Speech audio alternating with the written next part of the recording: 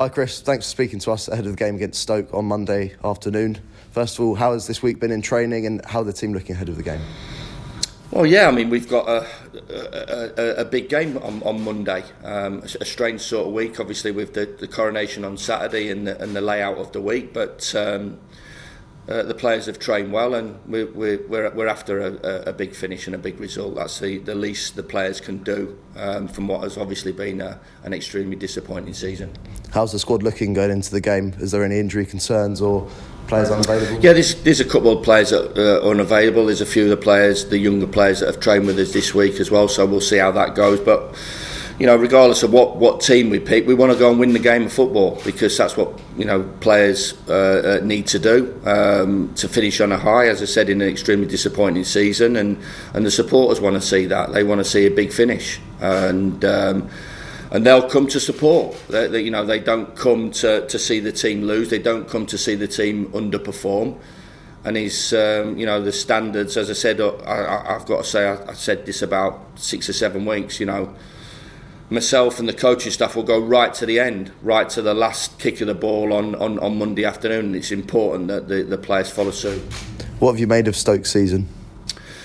Well, another big club in the division, and inconsistent, I suppose, the same as what we've been all season. They'll have had their good parts, they'll have had their not so good parts, and it's, as I said, it's a huge football club in the division, as is Watford, but can find themselves having a struggle if they don't get a lot of things right, and we've not got a lot of things right this season, hence the position that we're in. I'm a massive believer of you deserve to be where you are, and the season over 46 games will tell you that, and Stoke will be the same. They've got a talented manager, they've got a lot of good players, but if they don't put it together, then they find themselves in the position that they are, and we find the position that we're in. After such a difficult season, like you've said, how important is it to finish on a high at Vicarage Road in front of the supporters? Huge. There's got to be a pride in that. There's got to be a pride that every time you pull a shirt on, that you give your best, and you do whatever you can do to individually and collectively win a game of football. I'm a massive believer in that, regardless if it's a pre-season friendly, as talked about, or it's a playoff game, or it's a cup final, or it's an end of season game. Of course, there'll be reflection afterwards, a big reflection by the club, I'm sure, and a big reflection on the season by the supporters. Because they're the main people that the club's about. So, and everybody will have their own views, but I think there'll be a lot of consistency in their views, as well as maybe what the club have got in terms of their thought process. You've said this before, you don't think it'll take too much to turn this club around. They've got one more parachute payment, so next season they're going to have to try and do it. Yeah, I think I got criticised by somebody in the media saying that, why don't he turn it around? I think that's quite harsh in terms of the time scale needed. It's not going to happen in 1 week or 2 weeks, but it doesn't need 2 or 3 year plan to get it going. So that's where I'm at with it. I've been at football clubs where it has turned around in a pre-season by good recruitment, good planning, good structure, and then in the ground running. But obviously it's a massive year for the football club, and it's a massive pre-season in terms of a lot of the aspects that we talked about.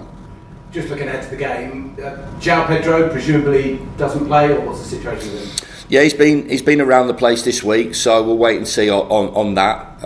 I'll take my lead off the powers that be in terms of what they want to do regarding João. But I think what we'll always say is delighted for João that the move he's got. I think we all understand maybe it was the right time for him to move on, and the club obviously have got a decent fee for him.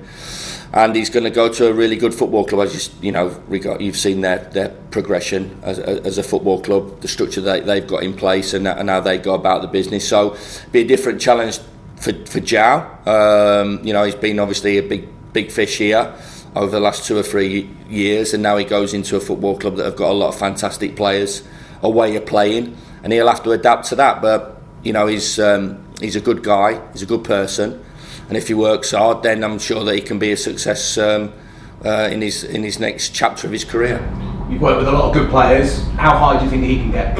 Yeah, there is. I have, and there's certain parts. I think we can all have to recognise that he's still a young boy as well, and he's a lot of learning to be had there. But from an individual talent, there's a reason why these top clubs have watched him over a number of years. So now he's got to go and produce that and knuckle himself down, and be not only the individual that we know, because we all like individuals and we all like big moments, and he has produced over his time at Watford big moments, and he has to be that team player as well, and it'll be a lot tougher in that environment to maybe what it is here.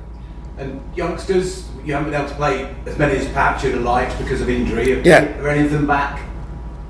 Yeah, Greaves' trained with us this week, and Blakey has, and Morris has. Yeah, I've been a little bit disappointed because that they would have liked to. And as we talked about Sunderland as well, going up there and making sure it was the right time for them. So there's been a few hurdles and obstacles in the way for them. But I was a chat with Jimmy Gilligan and Rich during the week, and I'm really impressed in terms of the work that they're doing at the academy. And I think you've seen with Ryan coming through and James Morris playing, and Blake coming through and Toby coming through and Greaves coming through as well. That it is definitely a route that the club needs to. The club will do what they need to do, but from my point of view, it's no good investing in the academy if there's not a pathway there. They have to be good enough. So these boys will be with us for the next couple of days, and they'll have to earn the right to be on that bench or be on the pitch. I'm not just going to give debuts out for sentiment. I'm not just going to give a debut out because it might make me look better from my personal point of view. They've got to earn that right. And if they do, they'll have deserved it just as much as Ryan has recently. Your tone and language suggests that you're not expecting to be here beyond Monday. There was a story the other day that said you already knew. I'm guessing that's not the case, though. No, it's not the case. I'm here till Monday, and so my head space is, and my attitude can't be one of I'm not going to be here, and I'm not going to say that I'm going to be here for the next 2 or 3 years. I'm solely focusing on that next match, as I have done right the way through the period, and that focus for everybody has to be all in for the game on Monday. And it won't solve everything, a win on Monday, but it will make people feel a little bit better about themselves, and hopefully that if there is the result that we get, and a positive result, then it's better working forward off the back of a win than one of not a win, and that's what we'll all be aiming for. But you've not been told either way. It's not like you've definitely not, or you definitely have. No, nothing's been said. So as I said, head down. Contract is there, and I'm working away. Last weekend, did that sort of sum up what you've seen in your 11 games? Great, get 2 goals up. First hit the problem. Yeah. I think there's a lot of things that I've talked about from a physical point of view. The group, are not in the place where they should be, in my opinion, and I think that affects a lot of things. And then I've touched upon it. People talk about the honesty and what I've done and said and spoke about after the Luton game and after the Cardiff game.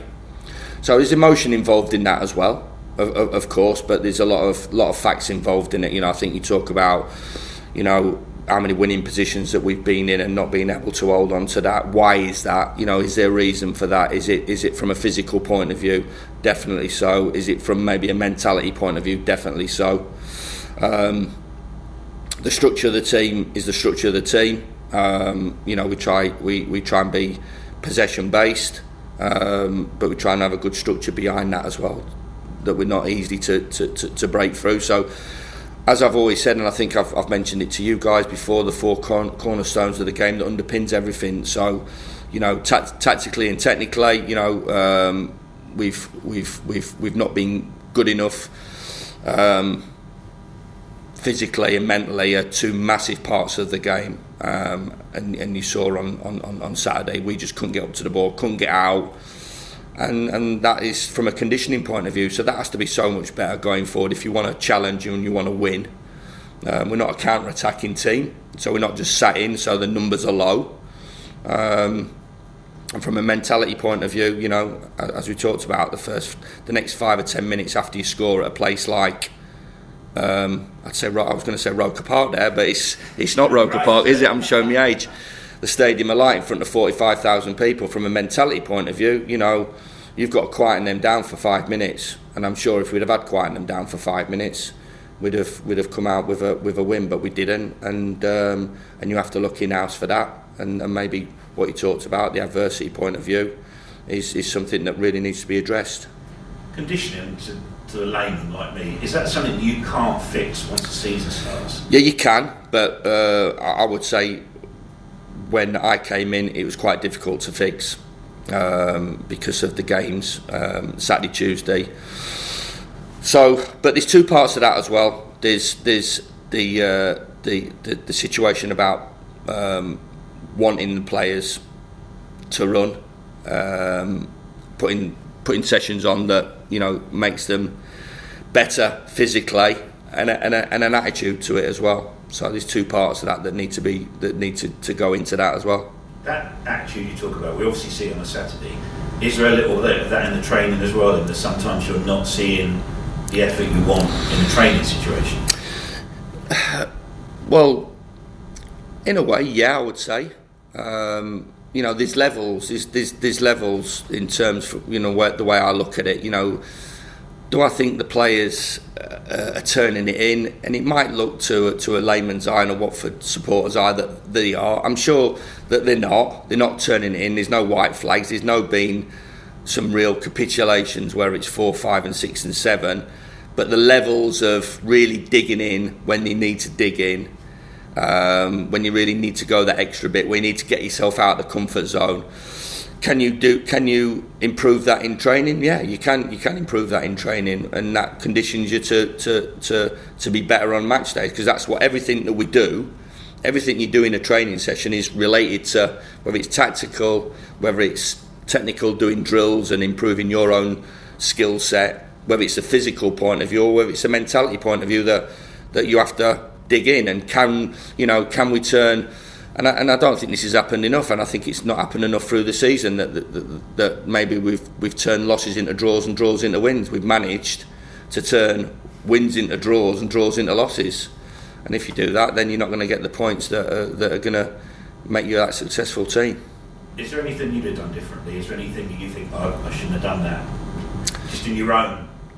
Yeah, there's a couple of things, but I'll keep in house. But you know, I'm a massive reflector and looking at myself first and foremost. So we all do that. I'm not arrogant enough to think that everything that we've done is correct and right, whether it's a selection of the team. But I look through the season. I think the club's used 36 players. That's just ridiculous. You know, so I should imagine Rob would reflect, and so would Slav, and so will I. We would have maybe picked a different player, maybe chosen something a little bit different to do. That's what you do. Overall, not a lot of regrets, really. Not a lot of regrets. Done the best I can. But of course, we'll look through that and reflect and as we always do, look in the mirror and not out through the windows, which is I think is a great saying. I like that. Last question. As a bigger picture, you've had 11 games, Rob had 10, Slav had a bit in between. When you look back on it, because you would have done, because you'd have done your homework, are the problems that were there through Rob's time and Slav's time and your time the same problems? Has it been consistently the same reason why we're sitting where? Yeah, 100%. I don't think there's there's no doubt about it. So as we talked about, and I'll not go too deep into what I've already talked about through the couple of sort of big interviews that I've done in terms of where it needs to go. I think it's a huge summer for the football club, of course it is, and you know it's important because the position is not acceptable for anybody.